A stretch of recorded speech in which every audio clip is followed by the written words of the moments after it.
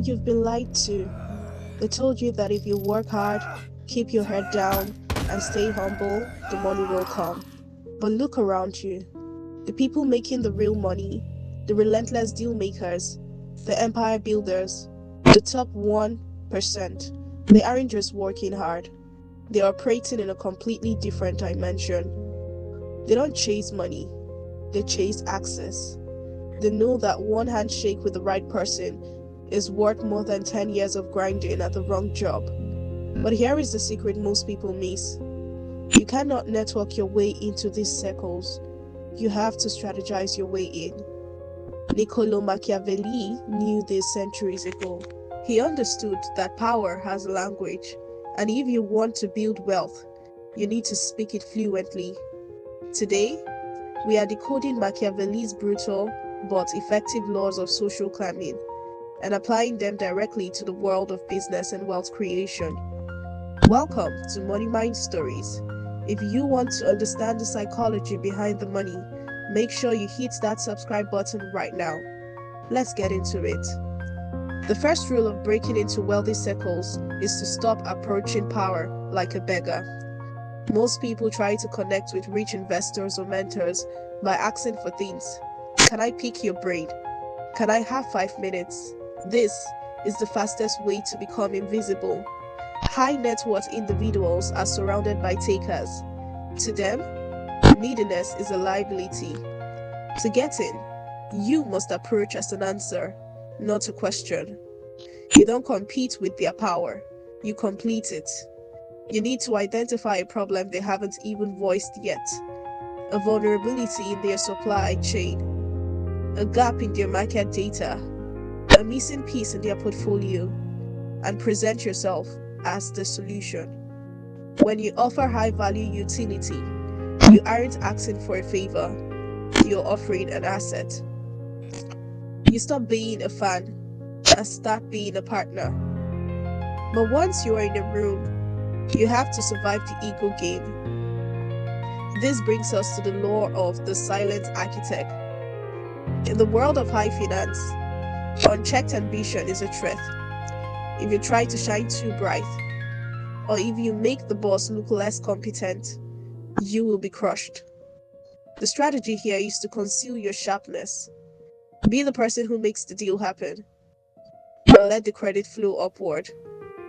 Frame your brilliant ideas as a natural extension of your vision. By doing this, you make yourself indispensable without becoming a threat. And remember, never reveal everything you can do all at once. Partial revelation creates demand. If you solve every problem immediately, you become a product. If you solve the right problems at the right time, while hinting that you have even deeper insights, you become a mystery they cannot afford to lose. Now, let's talk about how you can actually get that meeting. Most people burn themselves out trying to get the attention of the CEO or the billionaire founder. They're aiming too high. Machiavellian's approach is to build alliances sideways, not just upward. Every powerful person is surrounded by invisible princes: the chief of staff, the executive assistant, the trusted family lawyer. These are the gatekeepers. They control the calendar, the access, and the flow of information. If you treat them like obstacles, they will block you. But if you treat them with respect, solve their problems, and win their loyalty, they will carry your name into the room when you aren't even there. The most powerful recommendation doesn't come from a cold email. It comes from a whisper in the ear by someone they trust. Once you have the access, you must master the art of the mirror. You cannot connect with power if you feel foreign to them. You must mirror their world. If you're pitching a pragmatic, numbers-driven investor, you don't talk about dreams. You talk about ROI and risk mitigation. If you're talking to a visionary, you speak in the language of legacy and future impact. This isn't about being fake. It's about harmonization.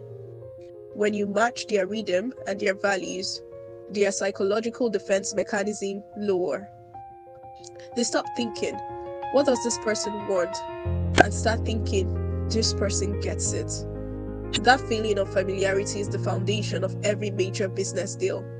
And finally, the law that governs them all. You must move as though you belong. Insecurity smells louder than arrogance. If you walk into a negotiation or a networking event waiting to be accepted, you have already lost. You must act as if your presence is inevitable. This means you don't rush your words, you don't fidget, you don't over explain your value.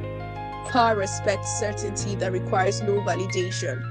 When you carry yourself with the quiet confidence of someone who is used to winning, people will assume you're really successful, even if you're just starting out. Perception becomes reality. The rich don't leave their connections to chance. They treat relationships like a game of chess, where every move is calculated and every alliance is strategic. Stop chasing approval and start building leverage. If you found value in this, we're just scratching the surface. For more insights on the mindset of wealth and business, subscribe to Money Mind Stories.